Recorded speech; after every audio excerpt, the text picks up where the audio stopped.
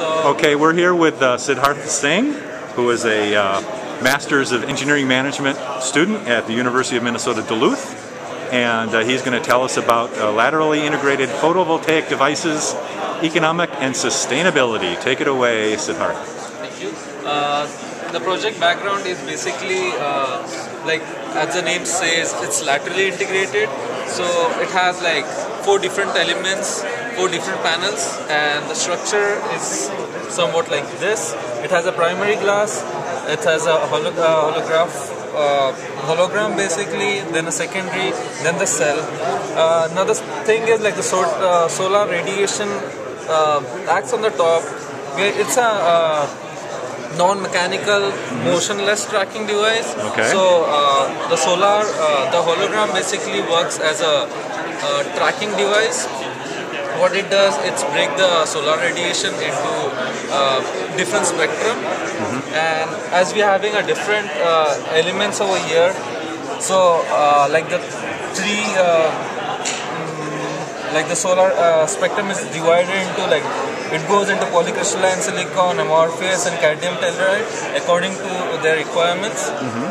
And so the efficiency of a small panel is more comparative to a big panel of a similar, like just a polycrystalline silicon. Okay. So what we are looking for over here, it's a mid phase. So we are hoping the efficiency will be around 30%. So this and my work is basically looking to the life cycle analysis. Okay. That starts from the grave, like the cradle to gate. I'm not including the grave part, the recycle part. Okay. So the structure is basically it's supposed to be in a 4 different sets, but as I'm not including the recycle, I'm including these 3 parts, and it can be individually distinguished, and I'm using the energy as a base unit.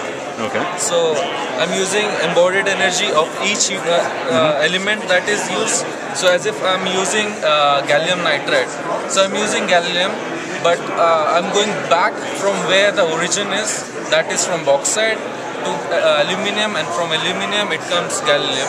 So this basically part shows from cradle to gate, and I have calculated energy at different interval, like embodied energy at mining, production, manufacturing, and this shows the cell, this shows the primary glass frame, the secondary,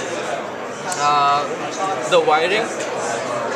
So I calculated the embodied energy of the entire system. Then at the same time, I need to emphasize on getting the output, and the output that I'm getting is from, as I already said, it's in the mid phase.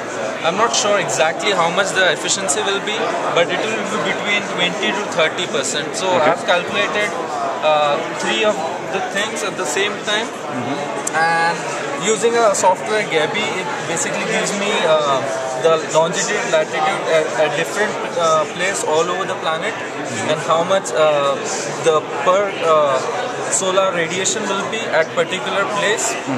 So per meter square area, if I'm using a solar cell of meter square size, so the energy per year will be around this much. If basically if I'm looking for St. Paul, Minneapolis, it will be around 354 per year, like kilowatt hour per year, the energy that will be generated.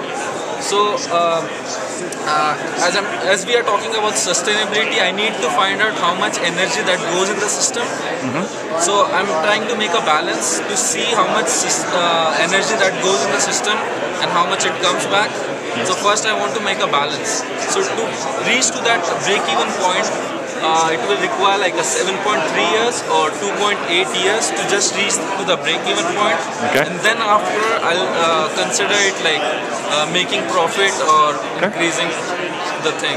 Okay. So as it's a first phase, the second phase will be using a software to get the exact amount of embodied energy and calculating the energy, because right now I've been like talking to different firms who provide the LCA software, and they don't have like indium or like gallium in their databases, so they'll include that, and that will be like the second phase Okay. of the thing. All right.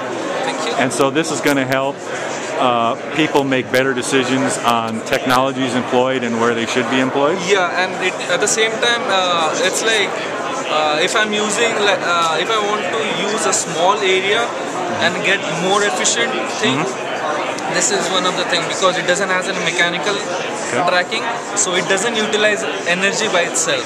Okay. So we save energy over there. At the same time, it won't have any maintenance, that thing, because there's no mechanical device in that. It's a simple tool, small in size, great in efficiency. Okay. Thank you very much.